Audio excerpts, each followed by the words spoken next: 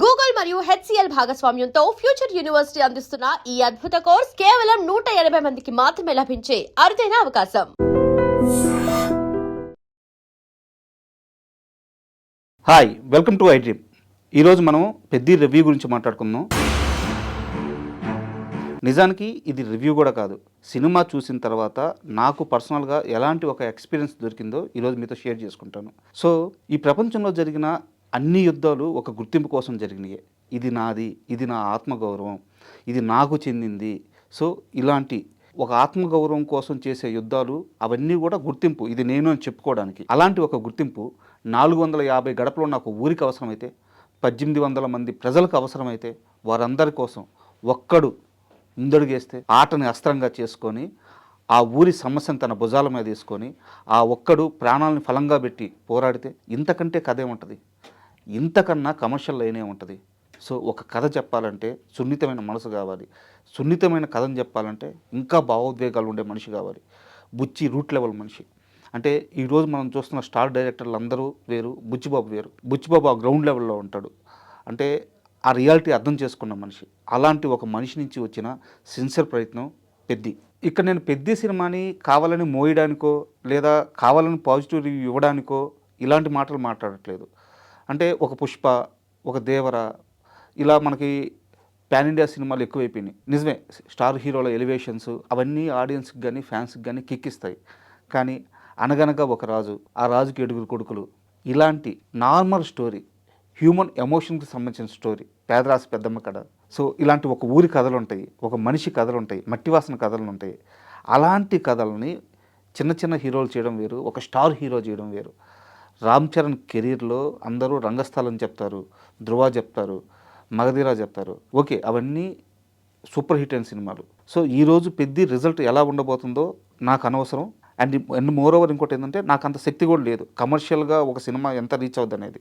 నేను చెప్పేది ఏంటంటే కంటెంట్ పరంగా చూసుకున్నప్పుడు అంత సింపుల్ లైన్తో. సో పాన్ ఇండియా సినిమాలంటే ప్రపంచ కథ చెప్పాల్సిన అవసరం లేదు, దేశం కథ చెప్పాల్సిన అవసరం లేదు, మన ఇంటి కథ కూడా చెప్పుకోవచ్చు. పాన్ ఇండియా అంటే మన ఊరి కథ చెప్పచ్చు, మన పక్కన స్నేహితుడి కథ చెప్పచ్చు, మన అమ్మ కథ చెప్పచ్చు. సో పాన్ ఇండియా అనగానే వేరే పెద్ద గ్రాండియర్ లెవెల్లో కథ ఉండాలి, హీరో ప్రపంచాన్ని మోయాలి, దేశాన్ని మోయాలి, అవసరం లేదు. అది చెప్పిన మనిషి బుచ్చిబాబు. సో అందుకని నాకు పెద్ది నచ్చింది. నిజమే, పెద్దిలో కొన్ని సమస్యలు ఉన్నాయి. అవి కొంత కంటెంట్ ఫ్యాన్స్కి నచ్చదు. అంటే హీరోకి అలాంటి ఒక మైనస్ పెట్టడం, లేదంటే కమర్షియల్ ఎలివేషన్స్ లేకపోవడం ఫ్యాన్స్కి నచ్చదు. సినిమాటిక్ లెవెలిటీ ఎక్కువ తీసుకున్నప్పుడు డిస్కనెక్ట్ అయిపోయే ఆడియన్స్ కొంతమంది ఉంటారు. ఒక పర్సన్ ఇన్ని గేమ్స్ ఆడతాడా? సో ఇలాంటి డౌట్స్ వచ్చినప్పుడు కూడా పెద్ది కనెక్ట్ అవ్వదు. కానీ ఇవన్నీ పక్కన పెడితే పెద్దిలో ఒక సోల్ ఉంది. ఆ సోల్తో ట్రావెల్ అయితే ప్రతి ఆడియన్కి ఏదో ఒక మూమెంట్లో ఎక్కడో దగ్గర ఒక ఎమోషనల్ అటాచ్మెంట్ వస్తుంది. మన ఊరు గుర్తొస్తుంది, మన స్నేహితుడు గుర్తొస్తాడు. ఊర్లో అక్కడే ఉండిపోయి ఊరిని ప్రేమిస్తూ ఊర్లోనే బతికినా సచ్చినా ఊర్లోనే ఉండాలని నిర్ణయించుకున్న కొంతమంది మట్టి మనుషులు గుర్తొస్తారు. అది పెద్ద సినిమా. సో ఈ మధ్యకాలంలో రిలీజ్ అయిన కమర్షియల్ సినిమాలు, పాన్ ఇండియా సినిమాలు కంపేర్ చేసుకొని చూసే వాళ్ళకి పెద్ది కాస్త డిసప్పాయింట్ చేసుద్ది. కానీ అవన్నీ పక్కన పెట్టి ఒక మంచి సినిమా చూడాలన్న ఉద్దేశంతో వెళ్తే మాత్రం పెద్ది 100% సాటిస్ఫై ఇస్తుంది. సో ముందుగా మనం పెద్ది సినిమా విషయానికి వస్తే అందులో పాజిటివ్ విషయాలను మాట్లాడుకుందాం. పెద్దికి అతిపెద్ద అసెట్ ముందుగా మనం అనుకున్నట్టు ఆ పాయింటే, ఒక ఊరి గుర్తింపు ఏదైతే ఉందో ఆ పాయింటే. దాన్ని పక్కన పెడితే నెక్స్ట్ బలం బుచ్చిబాబు డైరెక్షన్, బుచ్చిబాబు రైటింగ్, ముఖ్యంగా రైటింగ్. అంత సెన్సిబుల్ రైటింగ్స్ ఈ మధ్యకాలంలో నేను ఎక్కడ చూడలేదు. లాస్ట్ క్లైమాక్స్లో హీరో మాట్లాడాల్సిన ఒక సందర్భం వస్తుంది. సో మామూలుగా రైటర్ అనే ఎవరైనా సరే, డైరెక్టర్ ఎవరైనా సరే అద్భుతమైన డైలాగులు రాసుకుంటారు. ఆ డైలాగుల నుంచి ఒక ఎమోషన్ వస్తుంది. కానీ క్లైమాక్స్లో హీరో స్పీచ్ మొదలవ్వక ముందు తన చేతికున్న రింగును తీసి హీరో తన ముక్కుకిట్టి తగిలించుకుంటాడు. కట్ చేస్తే ఊర్లో ప్రజలందరూ నిలబడి ఆ టీవీ వాచ్ చేస్తున్నప్పుడు వాళ్ళందరి ముక్కులకి అవే పోగులు ఉంటాయి. సో ఒక్క సింగిల్ షాట్తో క్లైమాక్స్లో రాబోయే డైలాగులన్నీ ఒక్క షాట్తో చెప్పేశాడు బుచ్చి. అది డైరెక్షన్, అది రైటింగ్. సో అందుకని నాకు ఈ సినిమా విషయంలో బుచ్చి కష్టం నచ్చింది. అండ్ రామ్ చరణ్ విషయానికి వస్తే ఇలాంటి ఒక సినిమాని, ఇలాంటి ఒక పెద్ద పాన్ ఇండియా స్టార్ లేదా పెద్ద సూపర్ స్టార్ ఒప్పుకోవడం అనేది నిజంగా సాహసం అని చెప్పుకోవాలి. చరణ్ తప్ప ఈ ప్రయత్నం ఇంకో హీరో చేయలేరు, చేయకపోవచ్చు కూడా. బట్ దీన్ని ఆడియన్స్ ఎలా రిసీవ్ చేసుకుంటారనేది వాళ్ళ ఫ్యాన్స్ ఎమోషన్స్ మీద డిపెండ్ అయి ఉంటాయి. అయితే ఈ విషయంలో మాత్రం రామ్ చరణ్కి ఖచ్చితంగా హ్యాట్సప్ చెప్పాల్సిందే. అండ్ పెద్దికి మరో అతిపెద్ద ప్లస్ వచ్చేసి జగత్ బాబు క్యారెక్టర్ అప్పల్ సూరి. అంటే జగత్ బాబు చాలా గొప్ప నటుడు, చాలా పెద్ద సినిమాలు చేస్తున్నారు, చాలా పెద్ద హిట్స్ ఉన్నాయి. ఇవన్నీ పక్కన పెడితే జగత్ బాబు గారు అనగానే చాలామందికి అంతఃపురం సినిమాలో క్లైమాక్స్ సీన్ గుర్తొస్తుంది. తన ప్రాణాలు పోతా ఉన్నా సరే ఆ సిగరెట్ తాగుతూ డబ్బులను చూసుకుంటూ ఆయన చేసిన ఆ నటన అంతఃపురం అంటే కొన్ని తరాల పాటు మిగిలిపోయేది కృష్ణవంశీ గారి సినిమా. దాని తర్వాత పెద్దిలో జగపతి బాబు గారు చేసిన యాక్టింగ్ పర్టికులర్గా ఒక సీన్లో, ఆ సీన్లో రత్నవేలు గారి అద్భుతమైన కెమెరా వర్క్ కనిపిస్తుంది, రామ్ చరణ్ యాక్టింగ్ కనిపిస్తుంది, బుచ్చి డైరెక్షన్ కనిపిస్తుంది. అందరినీ తినేశాడు జగపతి బాబు గారు. ఆ ఒక్క సీన్లో మాత్రం జగత్ బాబు మాత్రమే కనిపించారు. ఇంకా చెప్పాలంటే అప్పల్ సూరి మాత్రమే కనిపించాడు. అది ఒక సీనియర్ యాక్టర్ క్యారెక్టర్లో ఇన్వాల్వ్ అయితే వచ్చే అద్భుతమైన అవుట్పుట్. నిజంగా హ్యాట్సప్ జగత్ బాబు గారికి. అండ్ ఇంకోటి వచ్చేసి గౌర్నాయుడు క్యారెక్టర్. అంటే ఈ క్యారెక్టర్ని ఎవరితో చేపించినా కానీ మిస్ఫైర్ అయిపోయేది. ఆ స్టేచర్ కావాలి, ఆ స్టార్డమ్ కావాలి. రామ్ చరణ్ని ఒక క్యారెక్టరు కాలు కిందేసి తన చేయి తొక్కుతుంది అంటే ఆడియన్స్ ఒప్పుకోవాలి. బట్ శివన్న చేయబట్టి మాత్రమే గౌర్నాయుడు క్యారెక్టర్ పండింది. ఒక హుందాతనం ఉంటుంది ఆ క్యారెక్టర్లో, ఒక డిగ్నిటీ ఉంటుంది, ఒక రెస్పెక్ట్ ఉంటుంది. ఆ క్యారెక్టర్ చుట్టూ ఒక ఆరా ఉంటుంది. సో శివన్నను ఎప్పుడైతే ఈ క్యారెక్టర్లోకి బుచ్చి అనుకుని ఫైనల్ చేసుకొని తీసుకున్నాడో అప్పుడే బుచ్చి సగం సక్సెస్ అయినట్టు. అండ్ ఇందాక మనం చెప్పుకున్నట్టు టెక్నికల్గా సినిమాకి పనిచేసిన ప్రతి ఒక్కరు ప్రాణం పెట్టేశారు. డిఓపి రత్నవేల్ గారు అయితేనేమి, and art director Avinash Kolla గారు అయితేనేమి, అండ్ ముఖ్యంగా మ్యూజిక్ డైరెక్టర్ ఏఆర్ రెహమాన్ గారు తెలుగు సినిమాలకు పనిచేసి ఇప్పటికే చాలా సంవత్సరాలు అయిపోయింది పెద్దికి ముందు. అంటే కొంతమందికి రెహమాన్ గారితో పనిచేయడం భయం కూడా వేసిన సందర్భాలు ఉన్నాయి. అవుట్పుట్ విషయంలో కానీ, లేదా ఆయన టైంకి ట్యూన్స్ ఇస్తారా లేదా అనే కానీ, లేదా ఆయన్ని హ్యాండిల్ చేయగలమా లేదా అనేసి. బట్ బుచ్చి అవన్నీ పర్ఫెక్ట్గా హ్యాండిల్ చేసుకున్నాడు. మేబీ ఆ ప్రేమ వల్ల ఏమో ఏఆర్ రెహమాన్ చాలా రోజుల తర్వాత ఒక తెలుగు సినిమాకి అద్భుతమైన బీజిఎం ఇచ్చారు. సాంగ్స్ కూడా థియేటర్లో వింటున్నప్పుడు వాటి వాల్యూ తెలుస్తుంది. సో హ్యాట్సప్ రెహమాన్ గారు, మీ కంబ్యాక్ ఇంత స్ట్రాంగ్గా ఉండడం చాలా ఆనందంగా ఉంది. అండ్ టెక్నికల్గా ఇంత బలం ఉన్న సినిమాకి ప్రొడ్యూసర్స్ ఎంత పెద్ద సపోర్ట్ చేస్తే ఇంత బలం వస్తుందో మీకు ప్రత్యేకంగా చెప్పాల్సిన అవసరం లేదు. ఇలాంటి ఒక కథని రాసుకోవడమే డేరింగు, ఇలాంటి కథని హీరో ఒప్పుకోవడమే డేరింగు.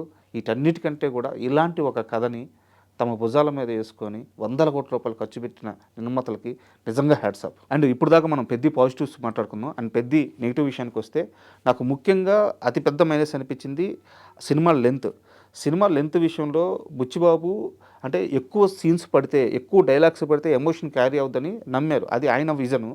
బట్ ఇక్కడ స్క్రీన్ మీద చూస్తున్నప్పుడు ఏంటంటే ఎమోషనల్ మూవీకి వీలైనంత లెంత్ తక్కువ ఉండాలి. ఇప్పుడు నీకు ఒక కమర్షియల్ సినిమాకి ఒక 10 ఎలివేషన్లు ఫైట్లు ఉన్నా సరే ఫ్యాన్స్ ఎంజాయ్ చేస్తారు. ఎమోషన్ మాత్రం ఆ పర్టికులర్ టైమింగ్తో పట్టుకోవాలి. సో ఇంత లెంత్ ఉండడం వల్ల ఏమైందంటే కాస్త ఆడియన్కి భారంగా అనిపించింది అక్కడక్కడ. అండ్ మోర్ ఓవర్ చెప్పాలనుకున్న కథను బుచ్చి పూర్తిగా చెప్పలేకపోయాడు. ఇప్పుడు ఉదాహరణకి హీరో మీద తనకి ప్రేమ మొదలైంది, ఎలా మొదలైంది అన్న విషయాన్ని చెప్పలేకపోయాడు.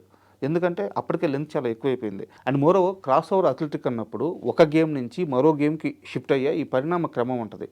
ఈ పరిణామ క్రమాన్ని బుచ్చి సరిగ్గా ఎస్టాబ్లిష్ చేయలేదు. ఏదో చాలా టక్కున అక్కడి నుంచి క్రికెట్ నుంచి కుస్తీకి వచ్చినట్టు, కుస్తీ నుంచి ఇంకో గేమ్కి టక్కున వెళ్ళిపోయినట్టు ఇలా చూపించాడు. సో దానికి కూడా టైం లేదు, ఎందుకంటే అప్పటికే ఎక్కువ సినిమా తీసేస్తున్నారు. సో స్క్రీన్ స్పేస్ సరిపోవట్లేదు. ఈ టైమింగ్ విషయంలో ఒక మైనస్ జరిగింది. అండ్ అది పక్కన పెడితే హీరోయిన్ క్యారెక్టరైజేషన్ కొంచెం అబ్బట్టుగా ఉంది. మంచి కథ చెప్తున్నప్పుడు సో బుచ్చి తీసింది రూట్ లెవెల్ మూవీ. ఎక్కడా కూడా రామ్ చరణ్ లాంటి హీరో ఉంటే కమర్షియలైజ్ చేద్దామన్న ఆలోచన రాలేదు. బట్ హీరోయిన్ దగ్గరికి వచ్చేలేకే ఎందుకు అలాంటి సీన్లు తీయాల్సి వచ్చిందో అర్థం కాలేదు. నిజానికి ఈ సినిమాకి అవసరం కూడా లేదు. ఒక మంచి అద్భుతమైన సోల్ ఉన్న పాయింట్కి అలాంటి ఒక క్యారెక్టరైజేషన్, అలాంటి ఒక గ్లామరైజ్డ్ సీన్స్ అవసరం లేదు. బట్ బుచ్చి జాన్వీ కపూర్ ఉంది కాబట్టి తన ద్వారా కమర్షియలైజ్ తీసుకురావాలనుకున్నారు. మేబీ అది అతని చాయిస్, బట్ నాకు నచ్చలేదు.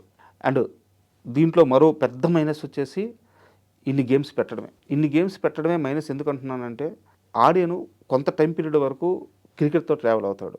ఓకే, క్రికెట్ కాదు కుస్తీ అంటారు.